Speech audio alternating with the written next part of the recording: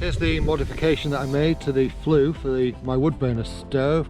Just going to install the last bits of the chimney now, and I've got some cord there, some paracord, so that I can chain these chains, rope these chains to the floor, especially considering it is a bit blustery today.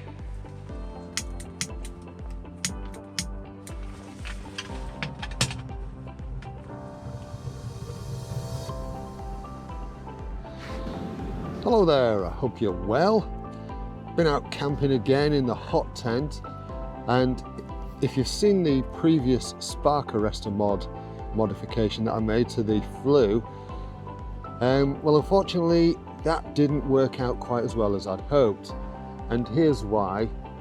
It actually clogged up. The mesh that I'd used, which was the same as this mesh here, was just too fine for what I'd done with it, and unfortunately it just clogged it clogged up, and basically smoke backfed into the burner, so when you open the door in the tent you got smoke coming through.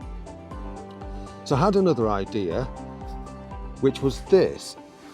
Now this is a utensil drain to go on your draining board to put your spoons and stuff in, and your cutlery when you're draining it after you've washed it. And I quite like the look of it, and I thought it would do the trick just sitting over the top. And then I thought I'd use a bit of that mesh.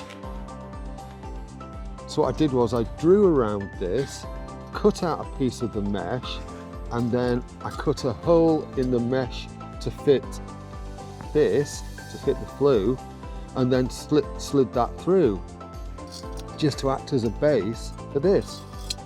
And it's a floating base, because this will, as you can see, it's been used, this will move up and down as needed. And then I've added a couple of bits of chain to either side so that I can then tie this on, because with this being loose I didn't want it wobbling around, and I didn't want the wind to kind of take it off either.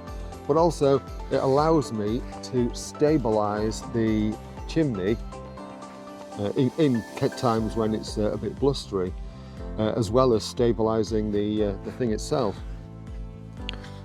As you can see, I think through the video, there are little bits where it's coked up, but that's okay, because that'll easily come out with a wire brush.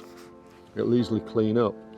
And yeah, so that little bit of mesh at the bottom, that catches any sparks or whatever that might drop through, and yeah, so it's worked a treat. So I'm really happy with this one. Have you got any spark arrestor mods that you've made, or is there anything that you'd have done differently to this? If there is, please let me know in the comments, and let me know what you think of this idea. I'll put a link to this utensil that I used, this drainage thing, don't know what they call them, this utensil drainer, in the description and in the comments, so you can check it out. Cheap as chips, but it was just a really good option. I'll also put a link to the meshing as well. Look at that, I've made my fingers all messy. If you found this useful, give the video a thumbs up. If you like what I'm doing, please subscribe to the channel. Costs you nothing. It just means you get a notification whenever I've uploaded another video.